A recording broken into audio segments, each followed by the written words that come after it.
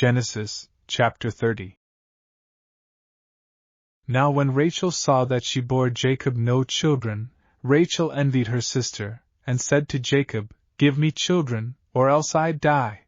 And Jacob's anger was aroused against Rachel, and he said, "Am I in the place of God, who has withheld from you the fruit of the womb?" So she said, "Here is my maid Bilhah, go into her, and she will bear a child on my knees, that I also may have children by her." Then she gave him Bilhah her maid as wife, and Jacob went into her. And Bilhah conceived and bore Jacob a son. Then Rachel said, "God has judged my case, and he has also heard my voice and given me a son." Therefore she called his name Dan. And Rachel's maid Bilhah conceived again, and bore Jacob a second son. Then Rachel said, "With great wrestlings I have wrestled with my sister, and indeed I have prevailed." So she called his name Naphtali. When Leah saw that she had stopped bearing, she took Zilpah her maid and gave her to Jacob as wife. And Leah's maid Zilpah bore Jacob a son. Then Leah said, "A troop comes." So she called his name Gad.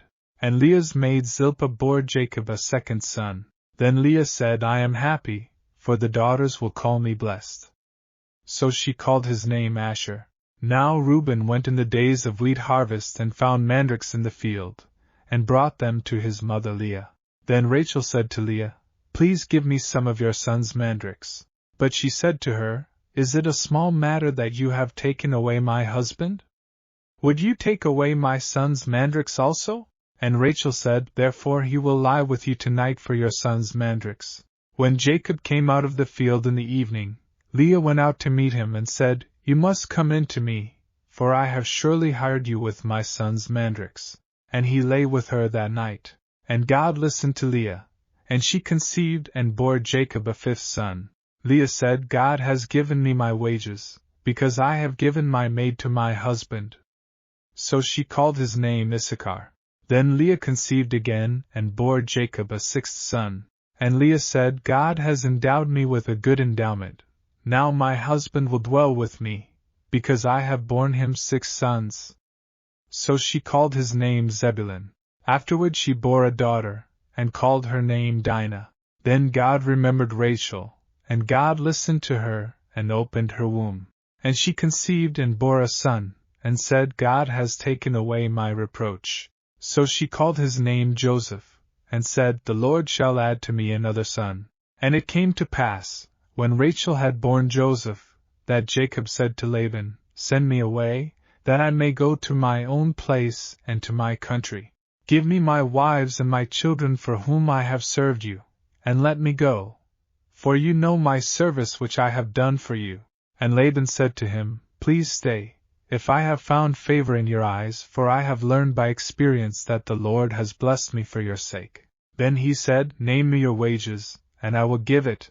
So Jacob said to him, "You know how I have served you and how your livestock has been with me. For what you had before I came was little, and it has increased to a great amount. The Lord has blessed you since my coming. And now, when shall I also provide for my own house?" So he said, "What shall I give you?" And Jacob said, "You shall not give me anything. If you will do this thing for me, I will again feed and keep your flocks. Let me pass through all your flock today, removing from there all the speckled and spotted sheep, and all the brown ones among the lambs, and the spotted and speckled among the goats, and these shall be my wages. So my righteousness will answer for me in time to come, when the subject of my wages comes before you. Every one that is not speckled and spotted among the goats, and brown among the lambs, will be considered stolen, if it is with me." And Laban said, "Oh, that it were according to your word."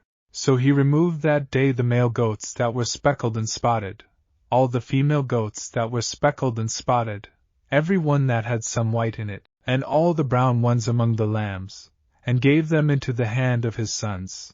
Then he put 3 days' journey between himself and Jacob, and Jacob fed the rest of Laban's flocks. Now Jacob took for himself rods of green poplar, and of the almond and chestnut trees, peeled white strips in them, and exposed the white which was in the rods. And the rods which he had peeled, he set before the flocks in the gutters, in the watering troughs where the flocks came to drink, so that they should conceive when they came to drink. So the flocks conceived before the rods, and the flocks brought forth streaked, speckled, and spotted. Then Jacob separated the lambs, and made the flocks face toward the streaked and all the brown in the flock of Laban. But he put his own flocks by themselves and did not put them with Laban's flock.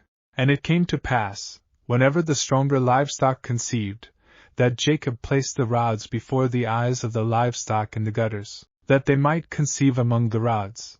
But when the flocks were feeble, he did not put them in, so the feebler were Laban's and the stronger Jacob's. Thus the man became exceedingly prosperous, and had large flocks, female and male servants, and camels and donkeys.